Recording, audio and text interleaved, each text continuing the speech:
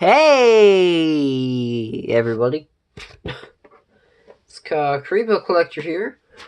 And it's a bit weird lighting on the fact that I have my little TV on waiting for a Fallout 76 update. Because as of currently, the new update for version 2, I believe, came out. So it's updating. Anyway, today I'm essentially going over my Pokemon competitive deck. Last time I've touched this thing is in quite a few months. About 5 or 6. And honestly, I don't really know if it's viable anymore, because there are tons of new sets, and this thing is massive as well. So let's just get into it with, why are these so zoomed in? We have,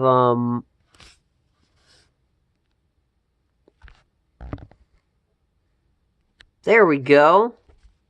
Figured it out. We have, I run, what do I have? 3 copies of, Trubbish, apparently. 3 Garbodors. It's, awkward to do this, but, you know. 2 Vipers. These decks are massive, by the way. It's been so long since I've played a 60-card deck. We have Mewtwo, promo number 77. I also run 3 Zora.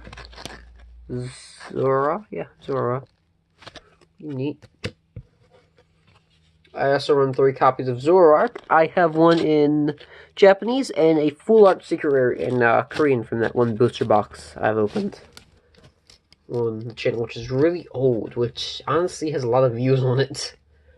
1 Necrozma, because he's pretty decent. Nihilego GX. I might change this Nihilego into a Necrozma, because Necrozma is pretty good right now. Tauros. I got this Rainbow Rare from a good friend of mine, who didn't really want it anymore. Got a Switch. 2 copies of Max Potion. 1 copy of Energy Lotto. A Verse Seeker. A Field Blower. Choice Band. Mysterious Treasure, which goes for a lot, even in common form. Goes for quite a bit. About $4, maybe. A little bit more. Energy Recycler. Professor Juniper. Because I can't find my copy of Professor, the one that everybody likes to play. I run 2 2 copies of Professor Kukui. 1 copy of Hala. 3 copies of Guzma. This is about $15 right here in my hand. So 3 cards, which is uncommon as well. So Olivia, because my deck does revolve a lot around GXs. Altar of the Moon. It's pretty good. That's also pretty good. 4 copies of Double Colorless Energy, because that's the only amount I can get. It's max amount. A Mystery Energy. And 2, 3, 4, 5, 6, 7, 8, 9, 10, 11, 12, 13, 14, 15, 16, 17, 18, 19 Psychic Energies. Now, essentially, how I do this is... It's a bit different, because I don't know if this is still meta or not. But Trubbish would go in a Garbodor. Preferably these ones, because Trash Lunch attack. And if I really need to, Garbotoxin with this one. This ability. There's also Viper for some pretty nice poison damage, which synergizes pretty well with Nihilego GX, because when Nihilego GX hits the, when Nihilego's ability is Empty Light, and when you play this Pokemon from your hand onto your bench during your turn, you can leave both active Pokemon confused and poisoned. So let's just say I got something like a Tauros up on the field, who actually you can use Rage with that, which is also a nice combo. Because he gets more damage for each counter on him. And then you could also use Sir Viper's more poison ability. He's pretty good. Mewtwo's pressured. He's pretty good for holding things back for a bit. Pretty good attacker. I would like two more of X and Y base sets Zoroark, but I don't think you can play them currently. I think the oldest set you can play from is Breakthrough, so I will need to change this, I believe, pretty soon. So they also evolved in Zoroark with the trade ability, and of course the Trickster GX attack, which is really good actually. The Charisma has its end ability because a lot of people like to play a Rangoon right now, and it is a normal type, so it cannot do any damage from normal Pokemon. Is the ability, which is pretty good. Because people do like to play Tauros GX and Oranguru. You can also be pretty nice with a lot of energy, especially if you have tons of them. Nihilego can sit there and put your opponent's holds in play, make it a little bit harder for them to win with the prize cards. So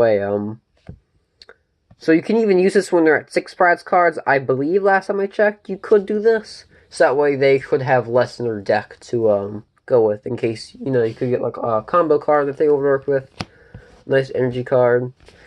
Tauros GX is kind of a tank. It's a bit sad to see him at 180 health, but his rage attack is the one that you want for 2 energy, does 20 damage and plus 10 more for each counter on it. So it can get about 7. It can get 20 damage off of this. 200 damage, which is pretty good at its peak.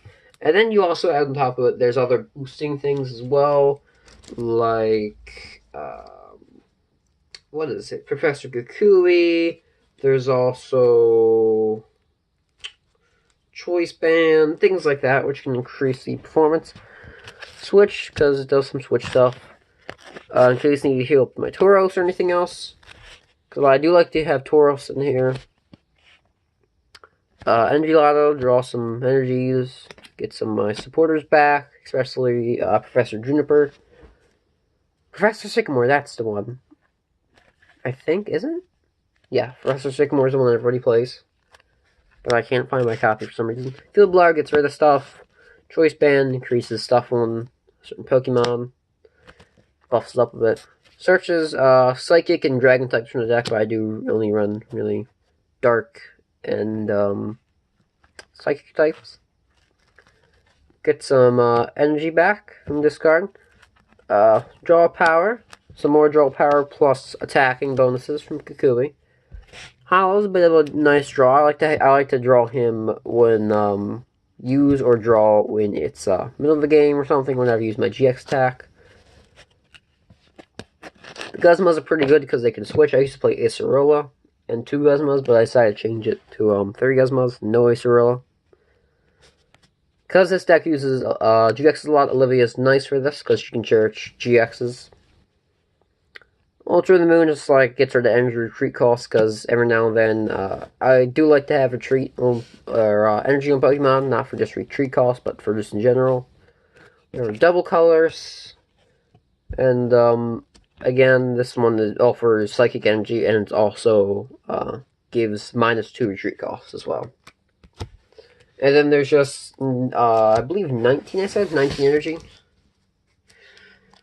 So, in this deck's prime, this deck could go up against, there are a couple of decks I had trouble with, which were the Lucario, Garchomp, Cynthia deck at the time when I made this deck. That was a big one because Ultra Prism just came out, and that was a really big one that had that countered this deck pretty nice. But I did get other ways to deal with it.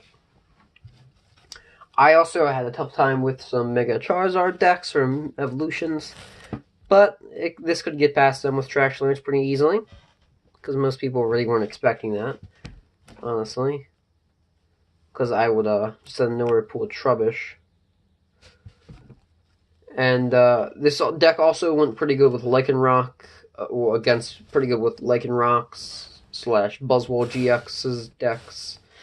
It went pretty good, fared pretty well, and honestly, this deck, it's pretty old, but it works pretty nice. Last time I played it, which was about 5 or 6 months ago. I have stopped messing around with Pokemon as of now. Yu-Gi-Oh! Is more of my thing currently, as it's more of a back and forth type game where you have counter traps and all that. You can go back and forth. But there are some Pokemon products which I would like to get, but either too expensive or I just, don't really want them that much. But pretty soon I will be hopefully doing some Pokemon products. Maybe getting a few packs to go with a Yu-Gi-Oh! Video pretty soon. As I do have as they just re-released some older boxes, like the Sacred Beast, the Sacred Beast boxes, the 3 Egyptian Illegal Gods boxes. They re-released some they re-released it for the 3rd time. So I have picked up my copy of a Illegal Egyptian God box, so I will be using that, or opening that, maybe in January, February-ish, whenever I actually find where I misplaced it. But yeah. Anyway, thank you all for watching.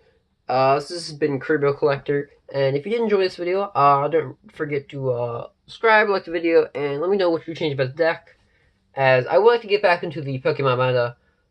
And you would like to incorporate Oranguru and Tapu Lele, because now Oranguru has gone up a lot in price, along with Tapu Lele. Tapu Lele was always expensive, about $40 last time I checked. But I believe Tapu Lele has gone a bit down to at least 35 now. So it's a bit nice. So maybe I'll revamp this deck pretty soon, with the current meta in mind, maybe participate a bit more. But anyway, thanks for watching, and yeet.